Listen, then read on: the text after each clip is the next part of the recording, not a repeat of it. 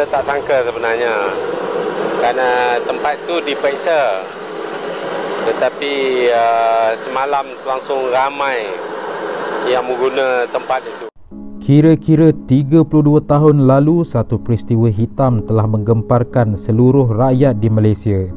Ia mengesahkan situasi cemas yang berlaku di sebuah terminal feri yang dikenali Pangkalan Sultan Abdul Halim, Pulau Pinang. Ketika kejadian berlaku, terminal tersebut dikatakan roboh akibat jumlah muatan yang berlebihan hingga menyebabkan 32 orang mangsa terkorban, manakala 1,543 lagi cedera. Mengikut kronologi tragedi berkenaan, ia berlaku pada 31 Julai 1988, iaitu pada pukul 4.40 petang. Terminal feri tersebut dilaporkan sesak sejak awal pagi akibat kemasukan ribuan pengunjung yang ingin menyeberang ke Pulau Pinang.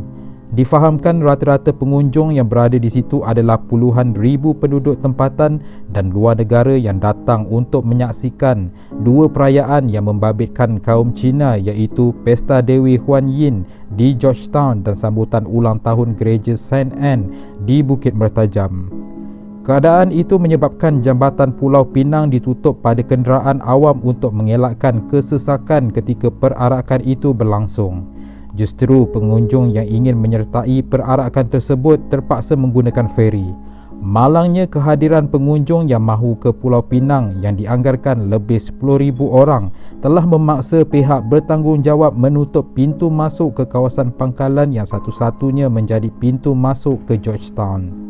Di tingkat 1, iaitu laluan pejalan kaki pangkalan berkenaan, turut ditutup, tetapi jumlah orang yang terlalu ramai menyebabkan anggota keselamatan yang berkawal ketika itu tidak dapat menyekat kemasukan pengunjung yang datang berbondong-bondong. Lebih teruk lagi, situasi di kawasan itu mula menjadi kelam kabut selepas sebuah feri yang datang dari arah Pulau Pinang menghampiri jeti tersebut. Tanpa menghiraukan arahan daripada pihak berkuasa, para pengunjung meluru dan berebut-rebut memasuki ruang pintu utama untuk memasuki feri yang baru tiba. Malang tidak berbau ketika para pengunjung di situ sedang berebut memasuki feri. Mereka dikejutkan dengan satu dentuman bunyi dan gegaran yang sangat kuat.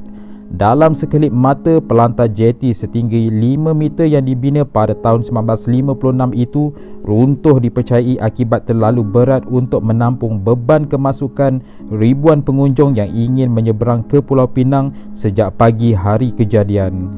Justru ia mengakibatkan pengunjung yang berada di situ menggelongsor dan terjatuh ke dalam laut, manakala tiang dan kayu binaan berat turut menghempak mereka.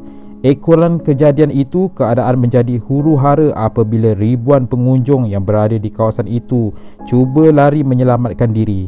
Namun hanya sebilangan kecil sahaja berjaya meloloskan diri dan selebihnya terperangkap di dalam runtuhan itu.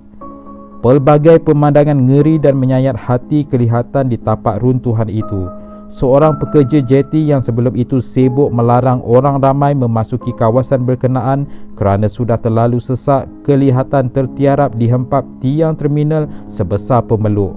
Dada pekerja itu sudah menjadi leper dan tidak boleh digerakkan sama sekali. Cuma kepalanya saja tertoleh ke kiri ke kanan meminta tolong. Dari satu sudut lain pula, seorang pelancong yang sebelum itu sibuk dengan kamera videonya yang merakam pemandangan kesesakan pengunjung yang ingin memasuki Pulau Pinang bagi menyertai kerayaan di sana, dilihat berlumuran darah di bahagian kepalanya. Sebuah stesen bas berhampiran, iaitu stesen bas Butterworth, penuh dengan mangsa yang berjaya diselamatkan. Mereka menenangkan diri di situ selepas berjaya keluar dari lokasi tragedi. Suasana pada ketika itu hening dan ramai mangsa yang berkumpul di stesen bas memilih untuk tidak mengeluarkan suara, sebaliknya terus termenung seolah-olah masih tergamam dengan kejadian tidak disangka itu. Akibat daripada kejadian itu, satu Suruhanjaya Diraja ditubuhkan bagi menyiasat punca sebenar mengapa pangkalan tersebut runtuh.